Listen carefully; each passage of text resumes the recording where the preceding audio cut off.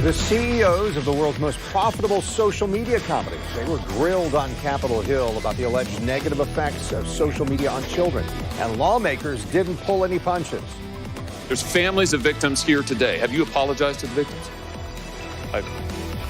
Would you like to do so now? Well, they're here. You're on national television. Would you like now to apologize to the victims who have been harmed by your product? Show them the pictures.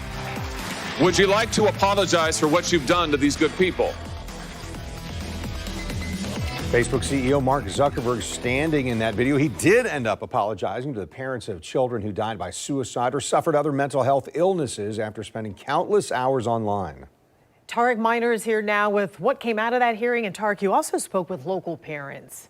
You know, lawmakers said today that there is not one law on the books to protect the social media consumer, and there are no regulatory bodies policing the biggest companies in the history of the world.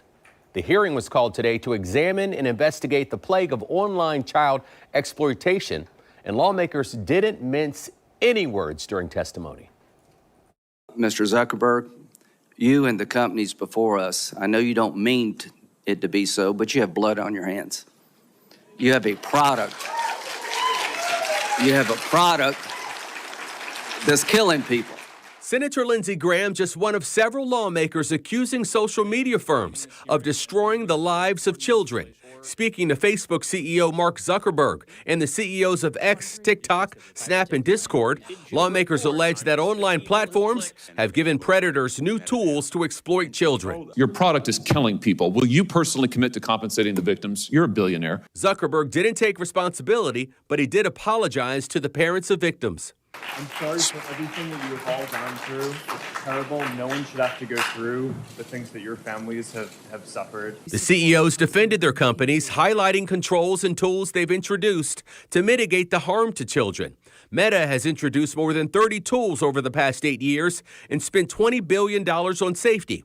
News4Jax asked local parents like Emily Simmons about kids and social media.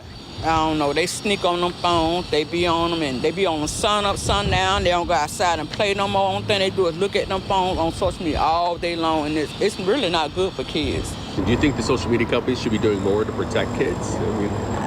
Yes, but I mean, it's also the parent's responsibility as well to ensure that their kids are safety. They understand that they're letting them have access to social media, and they know the risks that come with it, so they need to be more self-aware of that as well and not just put all the responsibility on the social media platforms. Pamela Riley says she has direct access to her children's phones, passwords, and platforms.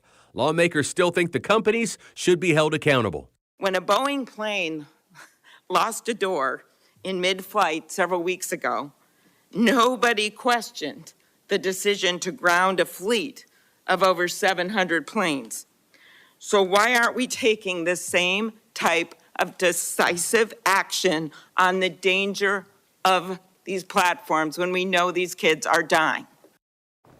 Another main goal of lawmakers today was to get support for the Kids Online Safety Act and other legislation that lawmakers say would help to regulate the activity of kids while they are on these social media sites. And what a key. I mean, we're talking about kids here. So my children, they're in their 20s. As an adult, even a young adult, you can make some choices, set an alarm. I'm not going to be on social media that much or take some of those precautions. Kids, not necessarily trained to do this. So Tarek, Joy, your kid's still school age. How do you feel about this? How are you handling it? Yeah, so our kids are 11 and 13, and it's not a worry yet. So just in the past year, we started allowing them to explore a little social media, but we're really working hard to maintain that open relationship so they're comfortable talking about what they see. They've come to us about questions that they've seen online, uncomfortable conversations sometimes, but at least they're coming to us and asking instead of their friends. Yeah, you know? And, you know, it's also, I think it's okay to say no. I mean, if you don't want your kids to be on social media, or if you only want your kids to be on social media with family members,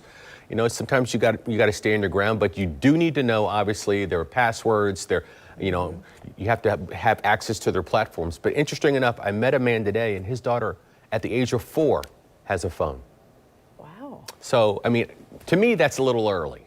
But, you know, it's up to the parents. We'll see what Congress does. But at end of the day, it's up to parents. There are some situations where, you know, parents might be divorced and they want their kids to have access. That's correct. So, you know, it's different for everybody. Yep. Wow. Thanks, Tarek. Thank you, Tarek.